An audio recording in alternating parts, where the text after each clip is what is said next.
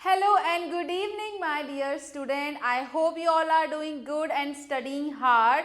और आज मैं आपके लिए लेके आई हूँ lecture number 3 for the periodic classification of element. तो हमने लास्ट 2 लेक्चर में काफ़ी कुछ जाना था हमारे एलिमेंट्स के बारे में कि भाई हम एलिमेंट्स को क्लासीफाई क्यों करते हैं, किस तरीके की क्लासिफिकेशन हमारे पास आए थे in the earlier classification, dominate triad था, बहुत सारे अदर अदर क्लासिफिकेशन हमारे पास आए थे। Then finally we have ended up the classification at the modern periodic table which is long form of periodic table. ठीक है, तो हमने long form of periodic table में हमारे सारे एलिमेंट्स को क्या कर दिया, अरेंज कर दिया, ऑर्गेनाइज कर दिया प्रॉपरली कि भाई सेम प्रॉपर्टी वाले जो एलिमेंट है वो एक ही ग्रुप में रहेंगे।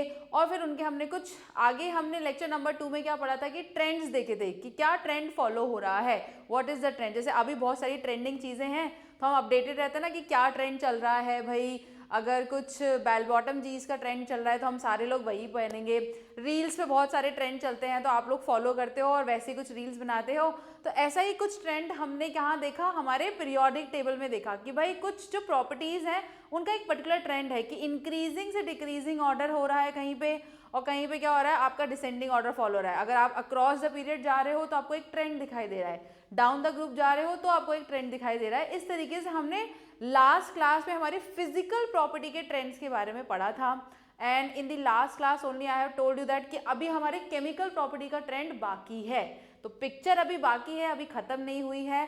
तो शुरू करते हैं आज का हमारा lecture with the trend of what we are going to see the trend in chemical properties of the element. तो आज हम केमिकल प्रॉपर्टी का ट्रेंड देखने वाले हैं कि क्या ट्रेंड फॉलो होगा आपके पीरियोडिक टेबल में, राइट।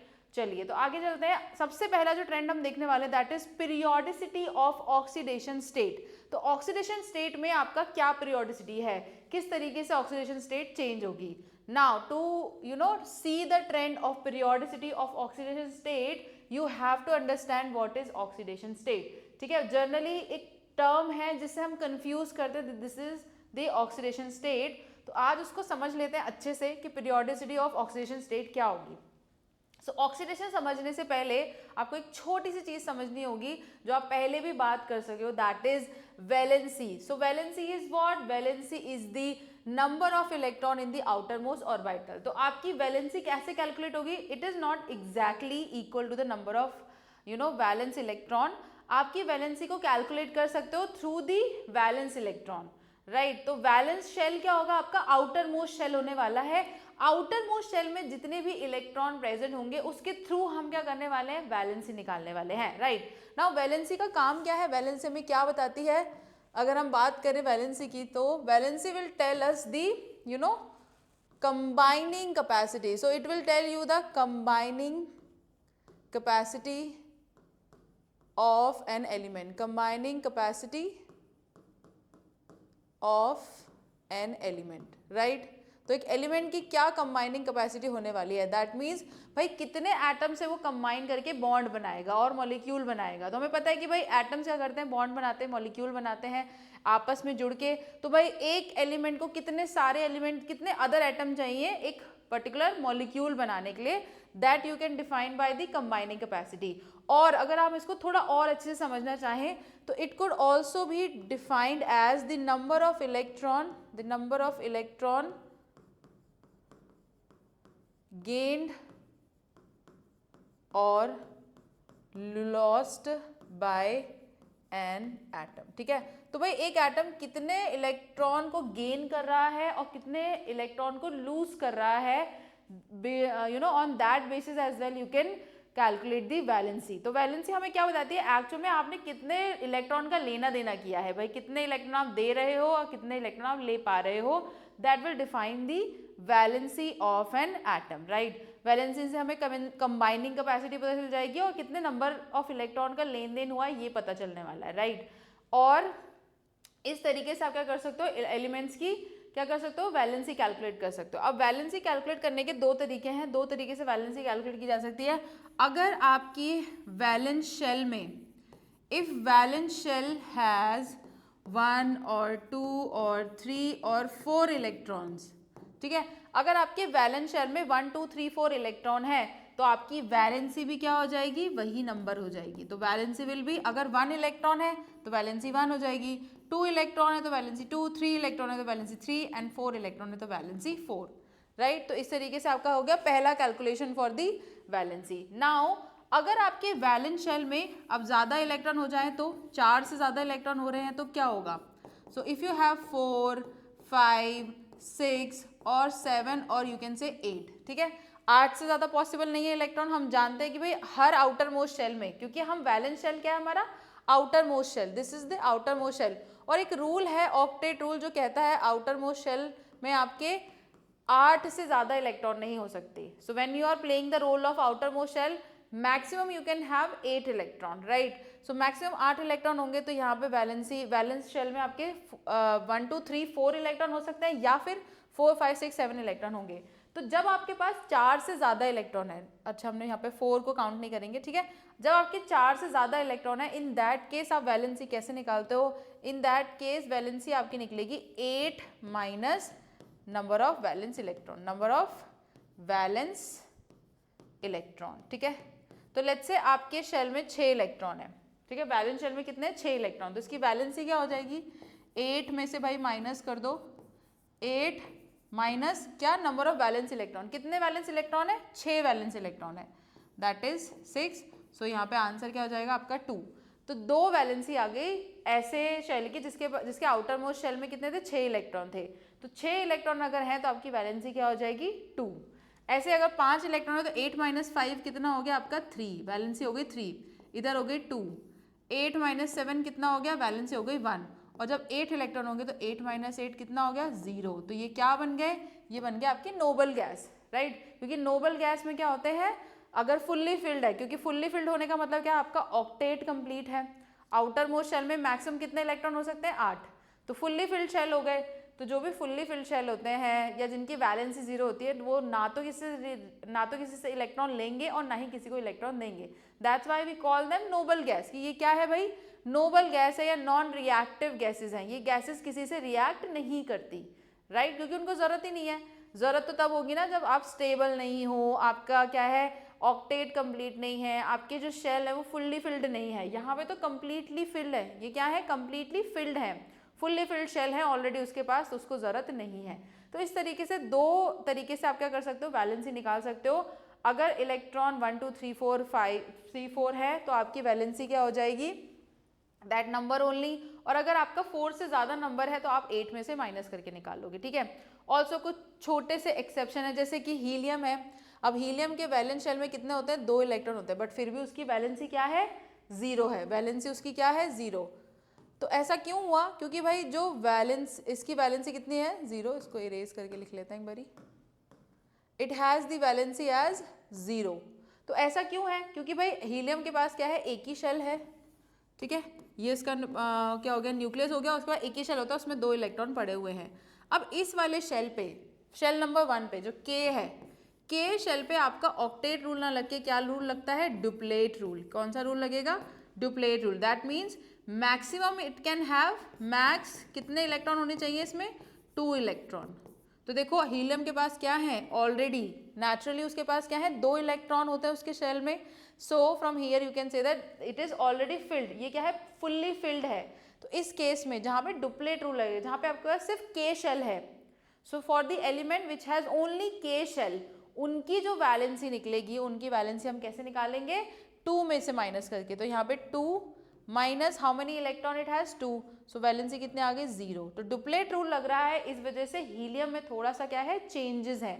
हीलियम की वैलेंसी हम 8 माइनस करके नहीं निकालेंगे, ठीक है, या फिर डायरेक्टली 2 नहीं लिख देंगे, क्योंकि इसके पास आउटर मोस्ट शेल में कितने हैं, 2 इलेक्ट्रॉन। तो इसकी वैलेंसी थोड़ा अलग तरीके से निकल रही है, बाय बिकॉज इस पर दूसरा रूल अप्लाई हो रहा है, डुप्लेट रूल अप्लाई हो रहा है। सो this is how you can calculate the valencies for the different atom. तो वैलेंसी से आपको कंबाइनिंग कैपेसिटी पड़ जाएगी। तो वैलेंसी आपको क्या बताती है, combining capacity of an element, कि भाई वो कितने एटम से कंबाइन कर सकता है। अगर वैलेंसी 0 है, इसका मतलब एक भी एटम से कंबाइन नहीं कर सकता। वैलेंसी 2 है, इसका मतलब 2 डिफरेंट एटम से कंबाइन कर सकता है, या 2 इलेक्ट्रॉन एक साथ ले सकता है, ठीक है। तो एक एक इलेक्ट्रॉन अलग अलग एलिमेंट से ले लेगा या दो इलेक्ट्रॉन साथ में किसी एक एलिमेंट से ले लेगा। तो इस तरीके से वैलेंसी आपको क्या बता रही है कि इलेक्ट्रॉन कितना लेना देना करोगे, कितने इलेक्ट्रॉन आप दे सकते हो, कितने इलेक्ट्रॉन आप ले सकते हो, right. So this is how we define the valency, the concept of valency. Now I hope this is clear to everyone. अब वैलेंसी अगर आप देखोगे कि हर ग्रुप की अपनी अपनी डिफरेंट डिफरेंट वैलेंसीज है। ग्रुप नंबर के जितने भी एलिमेंट्स हैं उनके आउटर मोस्ट शेल में कितने होते हैं, वन इलेक्ट्रॉन होता है, ठीक है, that's why they have one valency. Group number 2 के जितने भी एलिमेंट है, पूरा ग्रुप है, ठीक है, उसके वैलेंस शेल में कितने इलेक्ट्रॉन मिले, हमें 2 मिले, दैट्स वाई उनकी वैलेंसी भी क्या है 2। ऐसे अगर 3 इलेक्ट्रॉन है तो वैलेंसी हो गई 3, 4 इलेक्ट्रॉन है तो वैलेंसी हो गई 4, ठीक है। यहाँ तक तो सारी चीज़ें सिमिलर थी कि भाई जितने वैलेंस इलेक्ट्रॉन 1 से लेके 4 तक अगर है किसी के शेल में वैलेंस इलेक्ट्रॉन तो उनकी वैलेंसी भी क्या है, वही सेम नंबर हो जाती है। But in the case of you know more than 5, more than 4 अगर आपके वैलेंस इलेक्ट्रॉन हो गए देन आपको क्या करना पड़ेगा, तो ग्रुप नंबर 15 जो है उसके आउटर मोस्ट शेल में कितने होते हैं, 5 इलेक्ट्रॉन होते हैं। तो इन दैट केस हम वैलेंसी कैसे निकालेंगे, 8 - 5। तो 8 - 5 आपने किया तो आपके पास क्या आ गया, 3। सिमिलरली हेयर एज वेल 8 - 6 करोगे तो आपके पास आ जाएगी वैल्यू 2। 8 - 7 हमने किया तो वैलेंसी आ गई 1, एंड 8 - 8 जब हमने किया तो ये वैलेंसी कितनी आ गई आपकी, 8 - 8 इज इक्वल टू 0। तो इस तरीके से आपके पास क्या आ गई, डिफरेंट डिफरेंट वैलेंसी आएगी फॉर द डिफरेंट ग्रुप। तो एक ग्रुप की वैलेंसी क्या होती है, सेम होती है, ठीक है। अब यहाँ पे हमने कुछ ग्रुप्स को मिस कर दिया है, like from the group number 3 to 12। अब ऐसा क्यों किया है, क्योंकि वो क्या है, आपके ट्रांजिशन मेटल है, ट्रांजिशन एलिमेंट है। वहाँ पे आप क्या देखोगे, वेरिएबल वैलेंसी देखोगे, वहाँ पे आपके क्या है, एक से ज़्यादा वैलेंसीज आपको मिलेंगी, ठीक है। तो वहाँ पे कॉन्सेप्ट थोड़ा डिफरेंट है, उसको हम आगे समझेंगे जब हम सारे ब्लॉक्स के बारे में बात करेंगे, SPDF के बारे में बात करेंगे, सारे ब्लॉक्स को और अच्छे से अंडरस्टैंड करेंगे। But here you can see that कि वो ब्लॉक हमने यहाँ पे भी नहीं रखा है क्योंकि वहाँ पे बहुत सारे आपको वेरिएबल वैलेंसी मिलेंगी। और एक्चुअली वहाँ पे कौन सा कॉन्सेप्ट आ रहा है, आपका ऑक्सीडेशन स्टेट का कॉन्सेप्ट आ रहा है, ठीक है। तो वैलेंसी आपकी हमने निकाली और एक वैलेंसी, एक ग्रुप की वैलेंसी पूरे एंटायर ग्रुप को रिप्रेजेंट कर रही है, ठीक है। तो अगर ग्रुप 1 की वैलेंसी 1 है, इसका मतलब सारे एलिमेंट जितने भी इस ग्रुप में एलिमेंट, जैसे फर्स्ट ग्रुप में आपका lithium, sodium, potassium, rubidium, caesium, francium, इन सब की वैलेंसी क्या होती है, 1 होती है, ठीक है। तो एक ग्रुप की वैलेंसी पूरे एंटायर ग्रुप को क्या कर रही है, रिप्रेजेंट कर रही है, राइट। तो ये कुछ कॉमन वैलेंसीज है जो हमें पता होनी चाहिए, ठीक है, कि भाई ग्रुप 1, ग्रुप 2, ग्रुप 13, 14, 15, 16, 17, 18 इन सब की वैलेंसीज क्या है, क्योंकि इन सब की वैलेंसीज में ज़्यादा वेरिएशन आपको दिखने को नहीं मिलेगा।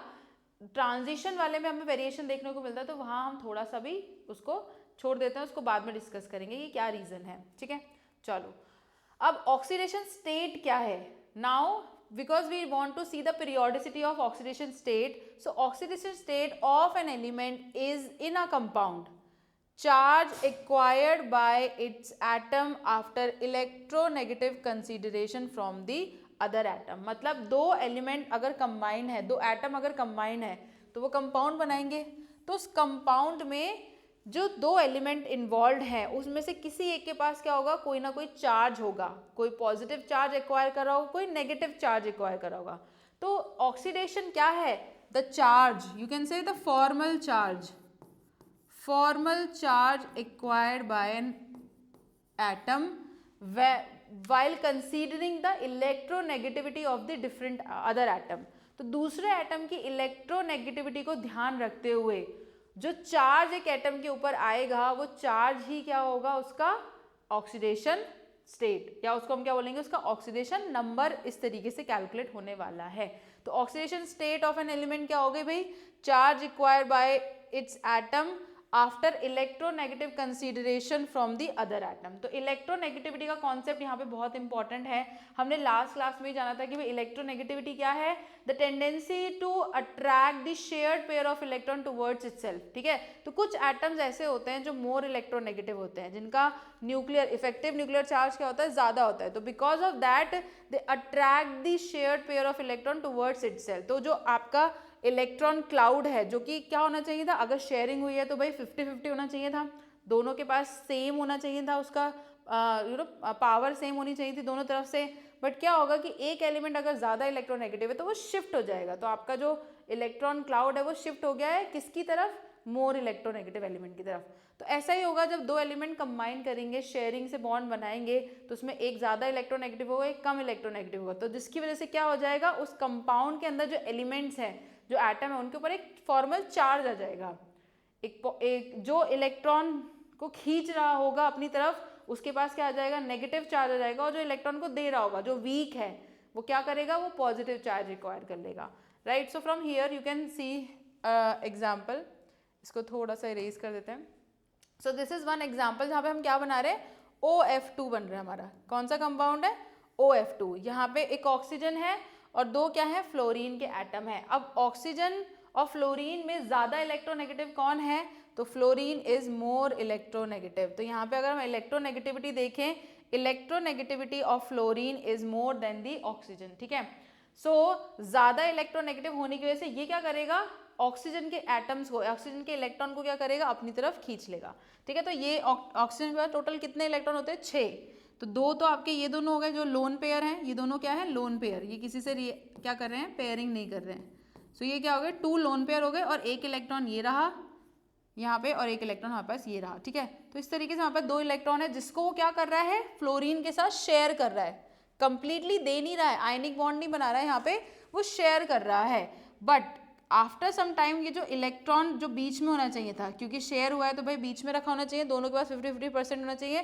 बट थोड़े टाइम बाद हम क्या देखते हैं, ये जो इलेक्ट्रॉन पेयर है वो क्या हो गया है, फ्लोरीन की तरफ ज़्यादा शिफ्ट हो गया, इधर आ गया आपका। इसको एक बार इरेज करके बना लेते हैं, ठीक है। तो थोड़े टाइम बाद आप क्या देखोगे, ये इलेक्ट्रॉन होना तो बीच में चाहिए था, बट ये क्या हो गया, ये शिफ्ट हो गया टुवर्ड्स फ्लोरीन। इस वजह से अब आपका इलेक्ट्रॉन क्या हो गया, थोड़ा सा इस तरफ शिफ्ट हो गया है। इसका मतलब थोड़े टाइम अगर और उसको ये बॉन्ड बना रहा तो कंप्लीटली क्या चला जाएगा, इसके ऑर्बिटल में चला जाएगा, फ्लोरीन के ऑर्बिटल में चला जाएगा। और जैसे इलेक्ट्रॉन का ट्रांसफर हो गया तो क्या हो गया, इसके ऊपर क्या आ जाएगा, इसके ऊपर पॉजिटिव चार्ज आ जाएगा। और फ्लोरीन ने क्योंकि इलेक्ट्रॉन को गेन कर लिया, उसके पूरे पूरे ऑर्बिटल में इलेक्ट्रॉन आ गए हैं, तो it will gain a negative charge. तो हम ये जो पूरा कॉन्सेप्ट है यही है कि ऑक्सीडेशन स्टेट हमें क्या बता रहा है, फॉर्मल चार्ज। जब आप कोई कंपाउंड बना रहे हो जहाँ पे शेयरिंग हो रही है, जहाँ पे एक कोई मोर इलेक्ट्रोनेगेटिव है और दूसरा क्या है, लेस इलेक्ट्रोनेगेटिव है, इन दैट केस धीरे धीरे आपका इलेक्ट्रॉन क्लाउड क्या हो जाता है, एक एलिमेंट की तरफ शिफ्ट हो जाता है। एंड आफ्टर सम टाइम ये पूरा का पूरा जो इलेक्ट्रॉन शेयर हुए थे, जो हमने इनिशियली क्या किया, शेयरिंग हुई है, they will get into the orbital off fully, जो इसके एफ के ऑर्बिटल होंगे ना, जो एफ फ्लोरीन के जो भी ऑर्बिटल होंगे वहां पे कंप्लीटली इलेक्ट्रॉन आ जाएगा। तो कंप्लीटली दोनों इलेक्ट्रॉन किधर आ गए, इसकी तरफ आ गए। तो एक तरीके से चोरी हो गई कि पहले तो आपने क्या किया, वादा किया, भाई दो दोस्त थे, उन दोनों ने वादा किया कि चलो हम पार्टनर्स बन जाते हैं, 50-50% का पार्टनर बन के एक बिजनेस खोलेंगे, ठीक है। अब क्या हुआ कि एक जो दोस्त था वो थोड़ा चालाक ज़्यादा था, एक भोला था, तो उसने क्या किया, दोनों के पहले तो 50-50% क्या कर लिए, पैसे इकट्ठे कर लिए। फिर उसके बाद धीरे धीरे बाय द टाइम थोड़ा काम करने की एक्टिंग की और उसको यकीन दिलाया दूसरे दोस्तों की हाँ हम दोनों तो पार्टनर है, बहुत बढ़िया बिजनेस कर रहे हैं। एंड धीरे धीरे उसने क्या कर लिए, उसके पैसे भी चुरा के वो क्या हो गया, भाग गया, लेके चला गया। तो क्या हो गया बेचारा, ये क्या हो गया, कंगाल हो गया। एक जो पार्टनर था वो कंगाल हो गया, एक दूसरा क्या हो गया, अमीर हो गया, उसके पास क्या हो गया, पैसा आ गया, ठीक है। सो इस तरीके से आप समझ सकते हो कि पहले शेयरिंग हुई बट धीरे धीरे इसने क्या कर लिया, अपनी तरफ शिफ्ट कर लिया इलेक्ट्रॉन क्लाउड को, और पूरे तरीके से इलेक्ट्रॉन क्या आ गया, इसके ऑर्बिटल के अंदर आ गया, जिसकी वजह से इस पर क्या हो गया, नेगेटिव चार्ज आ गया, क्योंकि इसने इलेक्ट्रॉन को गेन कर लिया है। सो वी नो दैट कि इलेक्ट्रॉन गेन करेगा तो पॉजिटिव चार्ज कम हो जाएगा, नेगेटिव चार्ज ज़्यादा हो जाएगा, and it will carry a -1 charge. Here as well it will carry -1 charge. On the other hand oxygen क्या होगा, उसने अपने दोनों इलेक्ट्रॉन को लूज कर दिया है, तो वो क्या हो जाएगा, उसके ऊपर पॉजिटिव चार्ज हो जाएगा। तो टोटल हमारे ऑक्सीजन के पास कितना चार्ज हो जाएगा, टोटल ऑक्सीजन की जो ऑक्सीडेशन स्टेट है वो क्या हो जाएगी, अब +2, और फ्लोरीन की ऑक्सीडेशन स्टेट क्या होने वाली है, -1, ठीक है। क्योंकि दोनों ही फ्लोरीन एटम ने क्या किया है, एक एक इलेक्ट्रॉन को गेन किया है। दोनों का अगर हम देखें कंबाइंडली, सो फ्लोरीन की जो ऑक्सीडेशन स्टेट है that is -1 and the oxidation state for the oxygen is +2। तो इस तरीके से +2 और -1 क्या हो गया, आपकी ऑक्सीडेशन स्टेट आ गई है। तो this is a formal charge gained when 2 atoms are forming a compound, और उस कंपाउंड में कोई एक ज़्यादा इलेक्ट्रोनेगेटिव है, तो ये कॉन्सेप्ट आ जाता है आपका फॉर्मल चार्ज आ जाएगा। ये थोड़े टाइम बाद आता है, ये तुरंत नहीं होता। जैसे आयनिक कंपाउंड में क्या होता है, हमें पता होता है कि भाई ये जो मेटल है वो इलेक्ट्रॉन लूज करेगा ही करेगा और वो गेन कर लेगा, बट यहाँ पे तो पता ही नहीं था। यहाँ पे तो शुरुआत कैसे हुई, शेयरिंग से हुई, उसके बाद धीरे धीरे जो मोर इलेक्ट्रोनेगेटिव एलिमेंट है उसने अपनी तरफ क्या कर लिया, इलेक्ट्रॉन को खींच लिया। तो यहाँ पे पहले पता नहीं होता, यहाँ पे चार्ज धीरे धीरे डेवलप होगा, राइट। तो this is the concept of the oxidation state. आगे और एग्जाम्पल देख लेते हैं। तो जैसे कार्बन डाइऑक्साइड हमारा कंपाउंड है, कार्बन डाइऑक्साइड में क्या हुआ है, शेयरिंग, टेक्निकली यहाँ पे क्या हुई थी, शेयरिंग हुई थी between carbon and oxygen, but now here oxygen been more electronegative than carbon. Oxygen क्या है, कार्बन से ज़्यादा इलेक्ट्रोनेगेटिव है, तो क्या करेगा, धीरे धीरे बाय द टाइम उसके जो 4 इलेक्ट्रॉन थे, ठीक है, जो इसने शेयरिंग किए, उसको धीरे धीरे क्या कर लेगा, अपनी तरफ शिफ्ट कर लेगा, and hence it will gain a negative charge of -2। तो ये क्या करेगा, क्योंकि इसने 2 इलेक्ट्रॉन को, कार्बन के 2 इलेक्ट्रॉन को कंप्लीटली अपनी तरफ शिफ्ट कर लिया, that's why it gains the -2 charge, and here as well ये जो 2 इलेक्ट्रॉन थे उसको कंप्लीटली इधर शिफ्ट कर लिया, तो it will gain -2 charge. On the other hand जो कार्बन है उसने 2 इलेक्ट्रॉन इसको दे दिए, 2 इलेक्ट्रॉन इस वाले ऑक्सीजन एटम को दे दिए, तो it will total gain the +4 charge. तो oxidation state for oxygen, oxidation state for oxygen हो जाएगी आपकी -2 and oxidation state for carbon हो जाएगी +4। तो आप एक चीज़ और ऑब्जर्व कर रहे होगे कि जो ऑक्सीडेशन स्टेट है वो डिफरेंट हो सकती है। इन द प्रीवियस एग्जाम्पल जो आपका ऑक्सीजन था उसकी ऑक्सीडेशन स्टेट थी +2, राइट, और यहाँ पे उसकी क्या हो गई है, -2, तो इट विल चेंज, ठीक है। तो ऑक्सीडेशन स्टेट आपकी चेंज होती रहती है depending upon that what kind of atom you are combining with. अगर आप अपने से ज़्यादा मोर इलेक्ट्रोनेगेटिव एलिमेंट के साथ कंबाइन कर रहे हो तो आपकी ऑक्सीडेशन स्टेट क्या हो जाएगी, पॉजिटिव हो जाएगी। बट अगर आप ज़्यादा इलेक्ट्रोनेगेटिव हो as compare to the other atom, then you will get the negative charge. तो जब आप मोर नेगेटिव होगे so you will get the negative charge. जब आपसे ज़्यादा कोई पावरफुल आ जाएगा तो उसके ऊपर नेगेटिव चार्ज हो जाएगा और आपके ऊपर क्या हो जाएगा, positive charge. That's why we see कि लास्ट केस में जब फ्लोरीन ज़्यादा इलेक्ट्रोनेगेटिव था ऑक्सीजन से तो उसका ऑक्सीडेशन स्टेट पॉजिटिव भी हो गया था, ठीक है, मतलब वो पॉजिटिव चार्ज भी बनाएगा। And here it is negative because अब वो कार्बन से क्या है, ज़्यादा इलेक्ट्रोनेगेटिव है। तो इस तरीके से इलेक्ट्रोनेगेटिविटी चेंज होगी depending upon what kind of atom you have taken, ठीक है। तो आपकी इलेक्ट्रोनेगेटिविटी या जो ऑक्सीडेशन स्टेट है it will change like that, alright. So यहाँ पे हमारे क्या हो गए, ऑक्सीडेशन ने क्या किया, 2 टाइप के ऑक्सीडेशन स्टेट शो किए हैं इन डिफरेंट कंपाउंड्स। तो उसके हमने दो कंपाउंड अभी देखे, एक CO2 देखा हमने और एक हमने देखा OF2। तो दोनों ही कंपाउंड में ऑक्सीजन का जो ऑक्सीडेशन स्टेट था वो डिफरेंट था। इससे ये पता चलता है कि भाई इनमें कुछ पीरियोडिसिटी है, कुछ डिफरेंट ये ऑक्सीडेशन स्टेट शो करेगा। तो यहाँ पे क्या हो गया आपका, यहाँ पे +2 और यहाँ पे -2। All right, so more electronegative will show negative oxidation state and the less electronegative element will show positive oxidation state। ये हमने डिस्कस कर लिया ऑलरेडी, मैंने आपको बता दिया है, क्योंकि इस केस में ये मोर नेगेटिव था इसलिए -2 किया, यहाँ पे ऑक्सीजन लेस इलेक्ट्रोनेगेटिव था इसीलिए इसने क्या किया, +2 आपकी ऑक्सीडेशन स्टेट शो की है, ठीक है।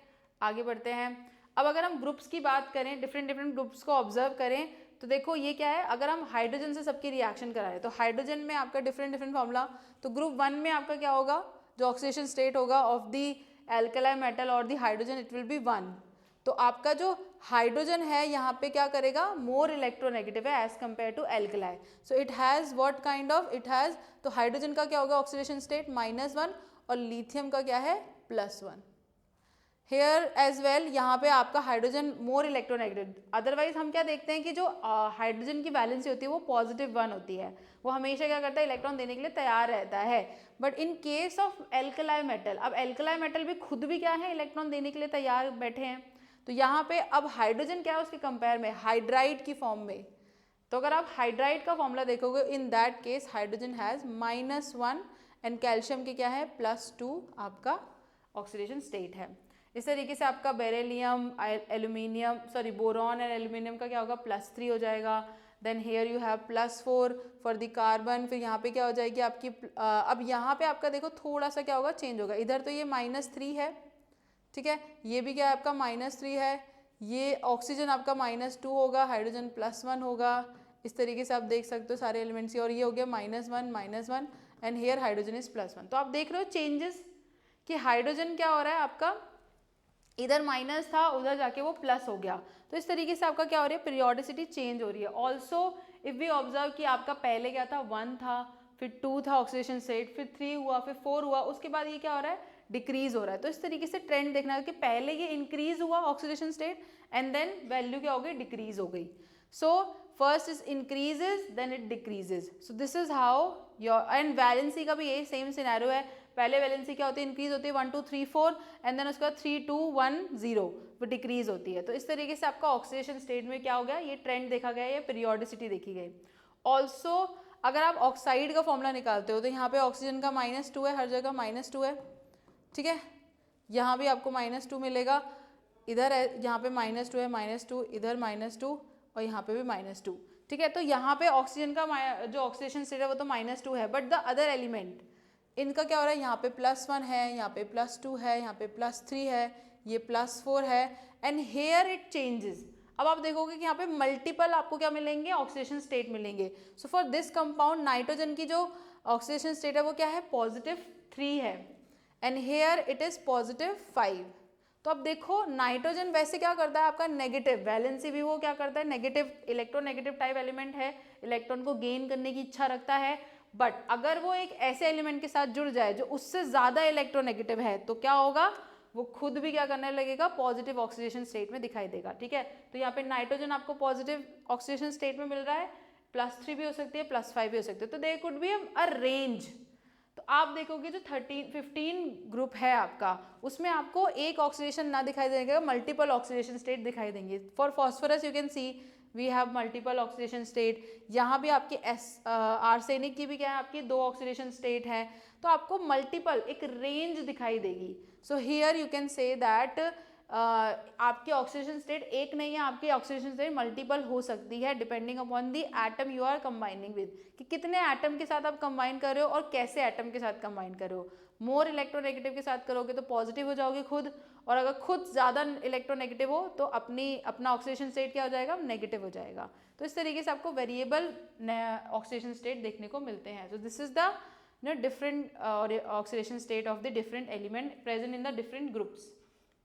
Now many element also exhibit variable oxidation state, हमने ये डिस्कस कर ही लिया है। और जो ट्रांजिशन एलिमेंट होते हैं उनमें तो सबसे ज़्यादा चांसेस होते हैं। ट्रांजिशन एलिमेंट एंड एक्टोनाइट सीरीज में आप देखोगे सो वो तो आपका 2 से ज़्यादा करते ही करते हैं। एक आधी एलिमेंट है उस पर्टिकुलर ग्रुप में, तो आपका ट्रांजिशन एलिमेंट और एक्टिनाइट सीरीज में कुछ ही एलिमेंट है जो एक एक ही वैलेंसी या एक ही ऑक्सीडेशन स्टेट शो करेंगे, otherwise they will show multiple oxidation state. So here you have seen the variation. The most of the variation we have seen in these type of groups. कहाँ पे आपके transition element जो कि पूरा D block है और आपका एक F ब्लॉक की एक्टिनाइट सीरीज में आपको ये वेरिएबल ऑक्सीडेशन स्टेट देखने को मिलेगा. ऑल्सो आपको यहाँ पे भी देखने को मिल रहा है, बट यहाँ पे उतना ज़्यादा नहीं है as compare to these. They have shown a lot of variety of oxidation state. All right, so let's just do one question from this topic. Using the periodic table, predict the formula of compound which might be formed by the silicon and bromine. So silicon और bromine से एक formula बन रहा है, compound बन रहा है, तो हमें उसका formula predict करना है. तो silicon कौन से group को belong करता है? We know that it belongs to the carbon family, which is a group number 14. ठीक है, तो ग्रुप नंबर 14 की वैलेंसी क्या होगी हम ऑलरेडी डिस्कस कर चुके हैं. It is going to be 4, right. और ब्रोमीन कौन सी फैमिली को बिलोंग करता है? हेलोजेंस. हेलोजेंस मीन जो सॉल्ट फॉर्मेशन में आपकी हेल्प करेंगे, right. So it has the valency of 1 because 7 electron थे, 8 - 7 करोगे तो 1 वैलेंसी आ जाएगी. Now you know the valency. तो कैसे फॉर्मूला बनाते हैं? आप सिम्बल्स लिखोगे दोनों के और उसके नीचे क्या लिख दोगे? Valency. Now criss cross method, इसको क्रॉस कर देंगे. So when you will cross them you will get the formula as SiBr4. तो दोनों की क्रॉस हो जाएगी. इट विल सबस्क्रिप्ट में क्या आ जाएगा? यहाँ 1 आ जाएगा और यहाँ पे 4 आ जाएगा, राइट. सो इस तरीके से आपका फॉर्मूला क्या आ गया? SiB4 Br4, right. So this is the formula for silicon bromide. Let's move forward. अब देखते हैं केमिकल रिएक्टिविटी. केमिकल रिएक्टिविटी कैसे पता करोगे? तो केमिकल रिएक्टिविटी के लिए आपको कैरेक्टर देखना पड़ेगा. क्या कि भाई आपकी आयनाइजेशन एंथैल्पी कैसी है और इलेक्ट्रॉन गेन एंथैल्पी कैसी है. तो हमें पता है down the group from top to bottom आने पे, ऊपर से नीचे आने में आपकी आयनाइजेशन एंथैल्पी कम होती है, डिक्रीज होती है, और इलेक्ट्रॉन गेन एंथैल्पी भी क्या होती है? कम होती है, जिसकी वजह से आपका क्या होगा? जो मेटालिक करेक्टर होगा वो इंक्रीज करेगा. That means metal will easily lose the electron. We know that कि मेटल्स क्या करते हैं? ईजी, जितना आपका क्या होगा आप एटॉमिक रेडियस बढ़ती जाएगी उतना ईजिली क्या होगा, इलेक्ट्रॉन लूज करना आपके लिए आसान होगा। दैट्स वाई आयनाइजेशन एनर्जी क्या हो गई, कम हो गई, क्योंकि आपको बहुत कम एनर्जी लग रही है इलेक्ट्रॉन को लूज करने में, right. And electron gain enthalpy तो और कम हो गई, बिकॉज आप इलेक्ट्रॉन गेन नहीं करना चाह रहे हो, आप लूज करना चाह रहे हो, तो इलेक्ट्रॉन ईजिली लूज हो जाएगा। सो यहाँ से क्या होगा, आपका रिएक्टिविटी ऑफ मेटल इंक्रीज होगी। तो जैसे जैसे आप इलेक्ट्रॉन, जितना ईजिली आप इलेक्ट्रॉन लूज कर दोगे उतना ज़्यादा रिएक्टिव एलिमेंट आप कहलाओगे, उतनी जल्दी आप क्या करो, कंबाइन कर रहे हो डिफरेंट एलिमेंट से और फॉर्म कर रहे हो compound, right. So reactivity will increase and reactivity of non metal will what, it will decrease. Obviously non metal का कैरेक्टर क्या है, ये इलेक्ट्रॉन को गेन करना चाहते हैं, इलेक्ट्रॉन को लूज नहीं करते।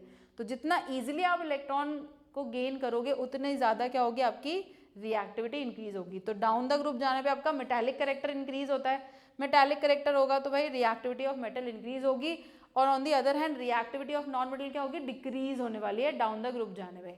तो यहाँ पे अगर आप देखोगे non metal can easily gain electron, तो नॉन मेटल का क्या कैरेक्टर है, that they will gain electron, that's why reactivity of metal also decreases. So across the period जाने पे, ठीक है, अक्रॉस द पीरियड। अभी हम डाउन द ग्रुप की बात कर रहे थे कि ऊपर से नीचे जाने में क्या होगा, अब लेफ्ट टू राइट जाने पे क्या होगा, लेफ्ट टू राइट जाने पे आयनाइजेशन एनर्जी बढ़ती है। इसका मतलब इलेक्ट्रॉन को अब निकालना क्या हो गया है, थोड़ा सा टफ हो गया है, आपको ज़्यादा एनर्जी देनी पड़ेगी। Also electron gain enthalpy increases, मतलब इलेक्ट्रॉन ईजिली गेन कर सकते हो आप, आपको कम एनर्जी चाहिए टू गेन द इलेक्ट्रॉन, तो दोनों ही क्या हो रहे हैं, आपके इंक्रीज हो रहे हैं। इलेक्ट्रॉन गेन एंथैल्पी इंक्रीज हो रही है और आपकी आयनाइजेशन एनर्जी भी क्या हो रही है, इंक्रीज हो रही है। तो दोनों इंक्रीज होने की वजह से आपका नॉन मेटालिक कैरेक्टर बढ़ जाएगा। इसका मतलब आप इलेक्ट्रॉन इजीली गेन कर लेगा, नॉन मेटल इजीली गेन कर लेंगे आपके इलेक्ट्रॉन को, and that's how you can say that reactivity of metal decreases. तो आप जितना मेटालिक कैरेक्टर आपके अंदर होगा उतना कम आप इलेक्ट्रॉन को गेन कर पाओगे। सो आप जब भी अक्रॉस द पीरियड जाते हो तो नॉन मेटालिक कैरेक्टर आपका इंक्रीज होता है, नॉन मेटेलिक कैरेक्टर इंक्रीज होगा, इसका मतलब नॉन मेटल की रिएक्टिविटी बढ़ेगी बट मेटल की रिएक्टिविटी क्या हो जाएगी, डिक्रीज हो जाएगी। So on the other hand the reactivity of non metal will increases but the reactivity of metal decreases. So you have to understand the trend कि down the group जाने पे metal की reactivity बढ़ती है, across the period जाने पे non metal की reactivity बढ़ती है, ठीक है। तो ये था हमारा रिएक्टिविटी का trend in the periodic table.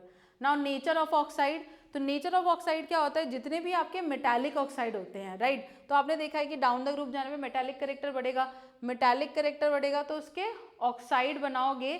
So what is going to be the nature, metal reacts with oxygen to form a basic oxide. क्या नेचर होता है आपका, बेसिक ऑक्साइड। वाई, बिकॉज अब Na2O को आप फर्दर वाटर से react करवाओगे तो ये बन जाएगा NaOH which is a alkaline which is a base, right. तो यहाँ पे आपका डाउन द ग्रुप जाने पे मेटालिक कैरेक्टर बढ़ेगा, मेटालिक कैरेक्टर जितना ज़्यादा बढ़ेगा उतनी क्या होगी, आपका बेसिक ऑक्साइड का कैरेक्टर भी बढ़ेगा। सो नेचर ऑफ ऑक्साइड क्या होता है, जितने भी मेटल होंगे उनका नेचर क्या होगा, बेसिक होगा, राइट। और जितने भी नॉन मेटल होंगे उनका नेचर क्या होने वाला है, they will show the acidic oxide. तो उनके ऑक्साइड का नेचर क्या है, एसिडिक, लाइक Cl2O7, ये क्या है, काफ़ी एसिडिक है। Also there are few type of exception, आप कह सकते हो एक स्पेशल क्वालिटी है कि आपके कुछ मेटल जो है वो एम्फोटेरिक ऑक्साइड भी है। एम्फोटेरिक मीन्स एसिडिक और बेसिक दोनों ही क्या करेंगे, आपका कैरेक्टर को शो करेंगे, acidic and basic both, acidic and basic oxide. तो इन दोनों में ये कुछ आपके एग्जाम्पल हैं, जैसे Al2O3 हो गया, As2O3 हो गया, ZnO हो गया, ये सारे क्या हैं, आपके मेटालिक ऑक्साइड हैं। तो जनरली क्या होता है, generally they show basic nature but few of them also shows amphoteric nature, means basic तो होगा ही होगा बट एसिडिक बिहेवियर भी आपका शो करेगा। ऑल्सो हेयर एक छोटी सी एक्सेप्शन है क्या, कि कुछ आपके नॉन मेटालिक ऑक्साइड क्या होते हैं, न्यूट्रल होते हैं, ना तो एसिडिक ना ही basic, neither acidic nor basic, okay. तो यहाँ पे ये एक्सेप्शन है कि ना तो एसिडिक होंगे ना बेसिक होंगे, न्यूट्रल होंगे। तो कौन कौन है आपका, carbon monoxide, nitrogen monoxide, dinitrogen oxide, जिसको हम लाफिंग गैस भी बोलते हैं। So these are few oxide of non metal which do not show any acidic or basic behavior, which are neutral, and here they show both nature, so they are amphoteric oxides, right. So this is the nature of oxide in the periodic table of the different oxide of the different element. So group 1 के element को और हम क्या बोल सकते हैं, group 1 के element को हम बोल सकते हैं आपका reducing agent, they will act as a reducing agent. एक बार इसको थोड़ा सा इरेज कर देते हैं, you will see it clearly. Right, so group 1 element आपके mostly consider as reducing agent. अब रिड्यूसिंग एजेंट क्या होते हैं? जो दूसरे एलिमेंट का, दूसरे कंपाउंड का रिडक्शन कर दे. मीन्स या तो रिमूवल ऑफ ऑक्सीजन कर दे, या वहाँ से क्या कर दे, इलेक्ट्रॉन गेन करवा दे. तो इस तरीके से आपका क्या हो जाएगा, रिडक्शन. सो जहाँ पे भी रिडक्शन करने में हेल्प करेगा, जो भी एलिमेंट रिडक्शन करने में हेल्प करेगा, उसको हम क्या बोलेंगे, रिड्यूसिंग एलिमेंट, रिड्यूसिंग एजेंट. और जो भी एलिमेंट आपका क्या करेगा, ऑक्सीडेशन करने में हेल्प करेगा, या जो भी टाइप के आपके कंपाउंड है या ऑक्साइड्स हैं, if they will help in oxidation of the other type of substances और other type of element, then they are known as oxidising agent. तो इस तरीके से ग्रुप 1 के element are the good reducing agent. And group 17 और जो halogen family के जितने भी एलिमेंट हैं, they are the good oxidising agent. तो उनको हम as a oxidising agent use करेंगे, और यहाँ पे हम रिड्यूसिंग एजेंट की तरह यूज करेंगे. Alright, let's move forward. अब अगर हम नेचर को देखना चाहें, बेसिक नेचर किस पे डिपेंड करेगा, मेटालिक नेचर पे. तो जितना ज़्यादा आपका मेटल होगा, अच्छा मेटल होगा, जितना मेटल का करेक्टर ज़्यादा होगा, उतना ही क्या होगा, आपका basic nature of the oxide होगा. ऑन द अदर हैंड, और मेटालिक करेक्टर क्या होता है आपका, ये डाउन द ग्रुप जाने पे इंक्रीज करेगा, तो आपका बेसिक नेचर भी क्या होगा, इंक्रीज करेगा.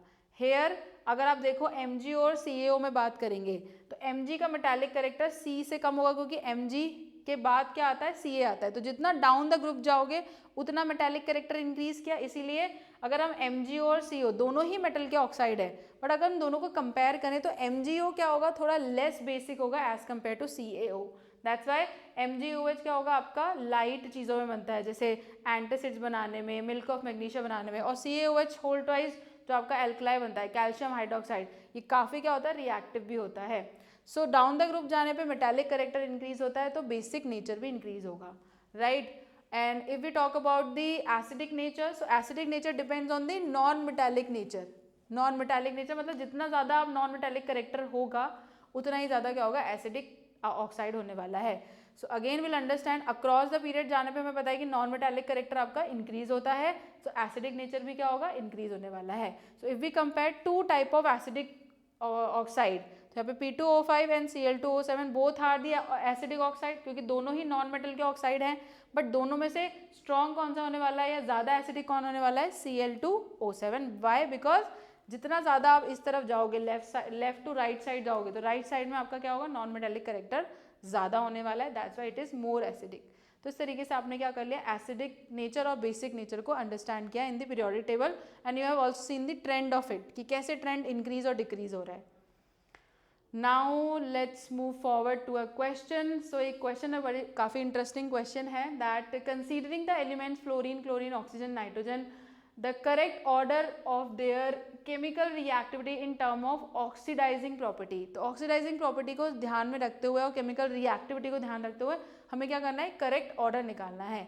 तो कैसे अंडरस्टैंड करेंगे, सबसे पहले oxidising character increases from left to right across the period. तो हमने बोला था कि भाई ग्रुप 17 के जो एलिमेंट हैं वो क्या होंगे, ऑक्सीडाइजिंग एजेंट होंगे, और ग्रुप 1 के जो होंगे वो क्या होंगे, रिड्यूसिंग एजेंट. तो आप ये समझ सकते हो कि जैसे जैसे आप लेफ्ट टू राइट जाओगे, आपका ऑक्सीडाइजिंग करेक्टर क्या हो जाएगा, इंक्रीज होगा. वाई, बिकॉज इधर आपके पास मेटल है, तो मेटल क्या करते हैं, रिड्यूसिंग एजेंट का काम करते हैं, और नॉन मेटल किसका काम करेंगे, ऑक्सीडाइजिंग एजेंट.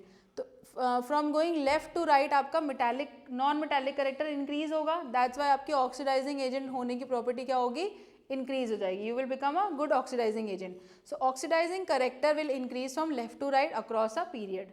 राइट, तो अगर हम एक ऑर्डर निकालें, क्योंकि ये तीनों एक ही पीरियड में लाया करते हैं, तो अगर हम ऑर्डर देखें तो फ्लोरीन सबसे ज़्यादा नॉन मेटालिक करेक्टर है उसके अंदर. That's why it has the amongst all these three element, fluorine is most having the most oxidizing character. तो फ्लोरीन हो गया, फिर उसके बाद ऑक्सीजन आ गया, देन नाइट्रोजन आ गया. अब हम करेंगे across the down the group की बात करेंगे.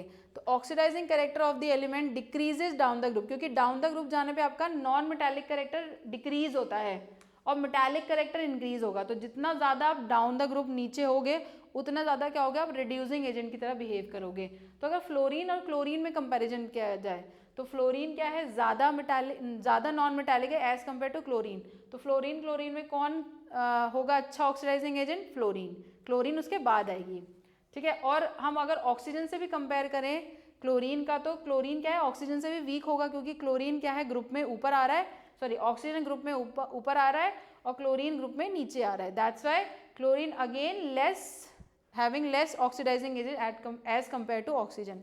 तो अगर हम इन सबको टोटल कर लें, नाइट्रोजन से कंपेयर करने की जरूरत नहीं, क्योंकि नाइट्रोजन काफ़ी पहले वाले ग्रुप में आता है, तो हम सिर्फ फ्लोरीन और ऑक्सीजन से कंपेयर करेंगे क्लोरीन का। So we have found out that कि क्लोरीन दोनों से ही क्या है, लेस इलेक्ट्रोनेगेटिव है। तो अगर हम एक सीक्वेंस निकालना चाहें तो सबसे ज़्यादा कौन हो गया ऑक्सीडाइजिंग कैरेक्टर रखने वाला, आपका हो गया फ्लोरीन, फिर आपके बाद आता है ऑक्सीजन, फिर क्लोरीन आएगा एंड लास्टली क्या आएगा आपका नाइट्रोजन। सो इस तरीके से आपका सीक्वेंस होने वाला है for the oxidising character in the different element present in the different groups and period. So I hope this is clear. Now we will understand some anomalous properties of the second period element. ठीक है, तो second period element के जो कुछ second period में जो कुछ element हैं उनका कुछ anomalous properties हैं, वो हम देख लेते हैं। तो पहले हम देखेंगे लिथियम और बेरिलियम को। ठीक है, लिथियम और बेरिलियम किस ग्रुप को बिलोंग करें, फर्स्ट एंड सेकेंड ग्रुप को। तो उनकी प्रॉपर्टीज कुछ सिमिलर होनी चाहिए थी, एक जैसी होनी चाहिए थी, but what we have found out that chemical properties of these two element differ from the rest of the element. Why? Because form compound with pronounce covalent character. तो इनके जो कंपाउंड फॉर्म होता है उसमें आपको कोवेलेंट कैरेक्टर ज़्यादा दिखाई देता है, जबकि यहाँ पे क्या होना चाहिए, ये एल्कलाई मेटल है और एल्कलाई मेटल्स या एल्कलाई अर्थ मेटल आपके क्या करते हैं, they will form ionic compound because they have tendency to lose electron very easily, so they will form ionic compound, but here they have covalent character. इनके compound के अंदर क्या होता है, covalent character ज़्यादा है, so it does not match with the elements which is present in the same group. तो इनसे match नहीं कर रही इनकी property। ये क्या करते हैं, ionic compound form करते हैं। तो ionic compound और covalent character एक क्या है, इन दोनों में ज़मीन आसमान का फ़र्क है। so this is the anomalous behavior of these element.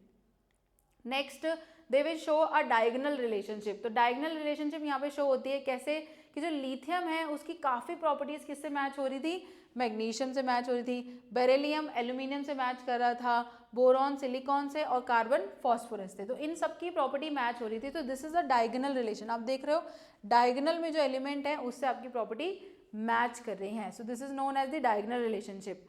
अब डायगोनल रिलेशनशिप का रीज़न क्या है या क्या क्या प्रॉपर्टी मैच हुई, तो हमने लिथियम और मैग्नीशियम को जब ऑब्जर्व किया तो रेडियस तो उनकी अप्रॉक्सीमेटली सेम है, नॉट द एग्जैक्टली सेम, थोड़ा ही डिफरेंस है। ठीक है, उसके बाद एटॉमिक रेडियस इज सिमिलर, थोड़ा बहुत सिमिलर है। Both lithium and magnesium are hard, also both form the nitride, दोनों क्या करते हैं, नाइट्राइड बनाते हैं। And their hydroxide decompose on heating, उनका हाइड्रोक्साइड भी क्या होता है, डिकम्पोज होता है on heating. So we have found this similar type of property. आपकी एटॉमिक रेडियाइज में भी काफ़ी कुछ क्या है, सिमिलैरिटी है। यहाँ इन दोनों का आप देखोगे तो काफ़ी सिमिलर है, बी और अगर आप एल्यूमिनियम को देखोगे तो काफ़ी सिमिलर है, लिथियम और मैग्नीशियम को देखोगे तो काफ़ी सिमिलर है। So we have found this similarity in the diagonal element, so this is known at the diagonal relationship. अब यहाँ से हम एक क्वेश्चन सॉल्व कर सकते हैं that are the oxidation state and covalency of aluminium in this is same. तो हमें देखना है कि ऑक्सीडेशन स्टेट और कोवेलेंसी मतलब वैलेंसी चेक करनी है आपको बेसिकली इन दिस एलिमेंट, क्या ये दोनों सेम है इस एलिमेंट इस पर्टिकुलर कंपाउंड के लिए। तो कैलकुलेट कर लेते हैं। सबसे पहले हम ऑक्सीडेशन स्टेट देखेंगे, तो ऑक्सीडेशन स्टेट क्या होगी, यहाँ पे एल्यूमिनियम की +3 आ गई। ठीक है, अब ऑक्सीडेशन स्टेट कैलकुलेट कैसे करते हैं, इसके लिए आपको बिल्कुल भी घबराना नहीं है। We will be understanding this in our next lecture और द रिडॉक्स रिएक्शन। जब हम रिडॉक्स रिएक्शन पढ़ेंगे तो वहाँ पे हम कैलकुलेट करना सीखेंगे कैसे ऑक्सीडेशन स्टेट या ऑक्सीडेशन नंबर कैलकुलेट किया जाता है। तो यहाँ पे आप जान लीजिए कि यहाँ पे ऑक्सीडेशन स्टेट फॉर एल्यूमिनियम क्या है, +3 है। ठीक है, और कोवैलेंसी क्या होगी आपकी +6। So from here we can say that they are not the same. तो कोवैलेंसी या वैलेंसी और ऑक्सीडेशन स्टेट डिफरेंट भी होती हैं and they can be same as well for some compound, but इसका मतलब ये नहीं कि आप उसको एक जैसा मान के समझो। तो बहुत सारे बच्चे ये अज्यूम कर लेते हैं कि जो वैलेंसी होती है वही आपकी ऑक्सीडेशन स्टेट है, बट ऐसा नहीं है। कोवैलेंसी अलग चीज़ है, वैलेंसी मतलब कि आप कितने इलेक्ट्रॉन को क्या कर रहे हो, लेन देन कर रहे हो, और आपका ऑक्सीडेशन स्टेट डिपेंड करेगा कि कितने मोर इलेक्ट्रो नेगेटिव या लेस इलेक्ट्रोनेगेटिव एलिमेंट के साथ आप कंबाइन कर रहे हो, right. So this is how in this case it is not the same. कैसे कैलकुलेट करेंगे we will understand in the next lecture or the next chapter if we will be doing the chapter number redox, तो chapter redox को जब हम पढ़ेंगे तो हम oxidation number के बारे में डिटेल डिस्कशन करेंगे, तो आपको घबराना नहीं है कि मैम कैसे कैलकुलेट किया, ठीक है। So now we are done with our chapter number 3 which is periodic classification of element. तो पूरा पीरियोडिक क्लासिफिकेशन ऑफ एलिमेंट हमने पढ़ लिया है, जहाँ पे हमने ट्रेंड्स देखे केमिकल एंड फिजिकल प्रॉपर्टी के, और ऑर्गेनाइजेशन देखा of the element into different type of different type of theories has been given by the different scientists। तो वहाँ पे हमें सबसे जो अच्छी थ्योरी और सबसे अच्छा फॉर्मेट जो मिला वो मॉडर्न पीरियोडिक टेबल से मिला, because it was based on the modern periodic law which says that the periodicity या periodic function the chemical and the physical properties are periodic function of the atomic number, increasing order of their atomic number।